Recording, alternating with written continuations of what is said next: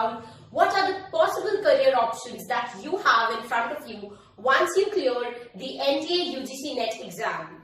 We all are aware of the fact that NET exam is becoming tough day by day. And now that students have to put so much hard work in order to clear this exam, they all must be worried about the fact that what am I going to do once I clear this exam? Why am I going to put so much effort just to clear an exam and not knowing what are the possible career options after that? So in this video, I'm going to talk about all the possible career options, and I'm also going to clear a lot of your myths that you have in your mind in regards to the NTA UGC NET exam. But before I move on to that, I would like to share this amazing news with you. Last week, I participated in the Jaipur Literature Festival, which is India's biggest literature festival. They claim that it's the biggest literature festival all over the world, but I'm not sure about what are the scenes in the other parts of the country, in other different continents. But as far as India is concerned, the Jaipur Literature Festival is the biggest literary show in India. And I was amazed this time to listen to all these great writers. I've been visiting this festival since past 10 years, and every time when the writers talk about books and literature and give their perspective about different issues, I feel so good to be in this field of literature. English literature is something which will give you so much more about life. You get to understand so many philosophical things. You get to understand different concepts like what is love, what is religion, what are these gender issues that we are facing every day. It's beautiful. This time I was amazed to hear Ben Okri, we had Javed Akhtar, we had Gulzar, we had Jerry Pinto, we had Devdutt Patnaik, and so many budding writers. So it was a beautiful experience, and I would really request you that if you are a literature enthusiast, then book your ticket for the next JRF, which is going to happen next year somewhere in the month of January, because I'm telling you that if you come down to Jaipur, attend this festival, it is going to be a lifelong experience for you. We all are aware of the fact that if you want to become a school teacher, you need to have a B.Ed degree. That's the minimum qualification for a school teacher. But what about college professors? If I want to become a professor in any good college, what is the minimum eligibility? And that is where UGC NET exam comes into play. So what is important for you to understand that there are three streams. We have science, commerce and humanities. The students who want to become professors in the field of science, maybe biology, chemistry, physics, they have to give an exam called CSIR NET. Whereas the students who want to become a professor in the field of humanity or in the field of commerce, they have to give UGC NET exam. So both the exams are almost the same. The only thing is that they have divided the streams. So for science, we have CSIR NET, whereas for commerce and for humanities, we have UGC NET. Now, what is this JRF? Now, whenever you sit for the NET exam, you fill an exam form wherein they ask you that whether you want to sit for only NET or for NET and JRF both. Now, what is this JRF? NET stands for National Eligibility Test. That means once you clear this test, you are qualified to become an assistant professor.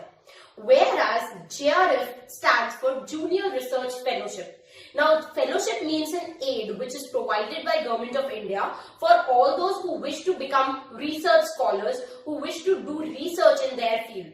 Because it is only through research and development that new ideas come on the surface and a nation progresses. So, because research scholars add a lot to the economic and the educational belt, Government of India provides them aid so that they can focus on their research and not worry about the finances. So every month you are going to get about 25,000 rupees once you enroll yourself in a PhD program after you clear JRF. If you look at the education chart of any student in India who is aspiring to become a professor, you will find that the student starts studying at the age of 3 perhaps, and he enters in the kindergarten, and then he starts to move forward, clearing one exam by the other, and then he clears his 10th boards, then 12th board. After he clears his 12th board, he enters in a undergraduate course. Once he gets his bachelor's degree, he enters in a master's program, that is a postgraduate course. After he clears his postgraduate course, he gives this exam NET. Now, once he gets his NET certificate, he has got two possible career options. The first option is that he can study further. And the second option is he can directly take up a job. Now, we are going to talk about these two career options one by one. So, let's first talk about the case in which he wants to study further. Now, after he clears NET, he has two things in his mind. Either he can directly dive in an MPhil program, or else he can dive in a PhD program. Either you can do MPhil and then you can do PhD, or you can directly take up a PhD course. Now, what is MPhil? MPhil is basically a shorter version of PhD. It is going to give you a glimpse of how PhD takes place. So, MPhil takes about 2 years to complete, whereas PhD takes about 3 to 4 years to complete. So, MPhil is an optional thing. If you want to add another certificate, another degree in your CV, only then go for MPhil, or else I would prefer you can directly enroll yourself in a PhD program. Let's talk about PhD more. Now, in case of PhD, you have two options again. Either you can enroll yourself in a full-time PhD course, or you can enroll yourself in a part-time PhD course. If you wish to pursue a job simultaneously, then you should definitely go for a part-time PhD course. And if you are looking forward to become a research scholar, a very dedicated and sincere one, in that case you can go for a full-time PhD. A full-time PhD completes in about 3 years, whereas a part-time PhD takes about 4 years to complete. Now, if you talk about PhD admissions, you need to understand that again there are two things you must know. The first is that there are certain universities in India where they take their own test for PhD admission. So there's this entrance written test that you need to clear, and only then you can sit for the interview. Whereas in other cases, if you have the NET certificate in your hand, you can directly proceed to the interview. So PhD admissions takes place in two steps. The first step is either having a NET certificate or sitting for an interview, and the second step is interview. Interview, everybody has to face whether they have done cleared their NET exam or not. Whereas in case of written exam, if you already have NET certificate in your hand, if you have cleared this NET exam, then you exempt yourself from the written test that the universities take. So in IITs, or if you talk about several other universities, they take separate entrance test even after the fact that you have NET certificate in your hand.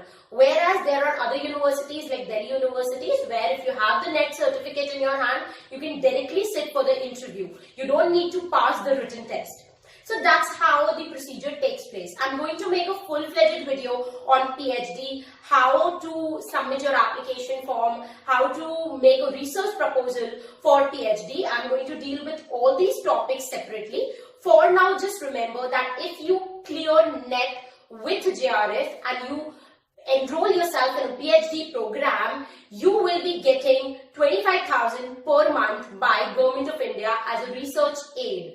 So, in case you enroll yourself in a full-time PhD program and you have JRF with you, then you don't need to work anywhere else because Government of India is giving you 25,000 so that you can focus all your time and energy in PhD and not worry about the finances. So now that we have looked at PhD, it's time for me to throw some light on the second possible career option that you have in front of you once you clear this exam. And the second career option is to take up a job as an assistant professor.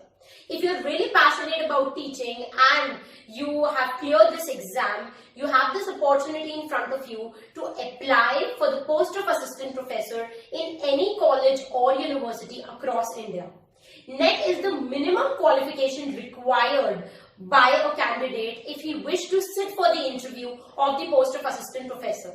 But you need to also understand the fact how this interview procedure takes place. When you go and sit for the interview of the post of assistant professor, you'll find out that all the other candidates, they too have NET certificate with them. So how is the panel going to decide which of them should they select?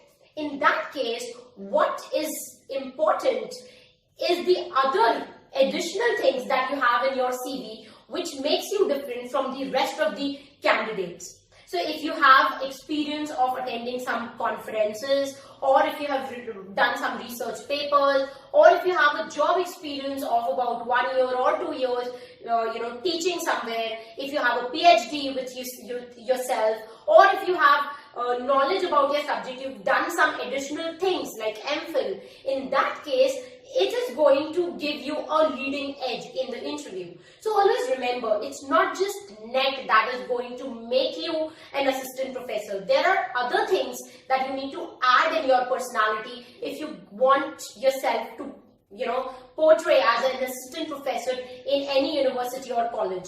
Also, you need to understand the fact that how you present yourself on the day of the interview is equally very important. I was a soft skill trainer and I still train a lot of people on how to face an interview, how to face a group discussion.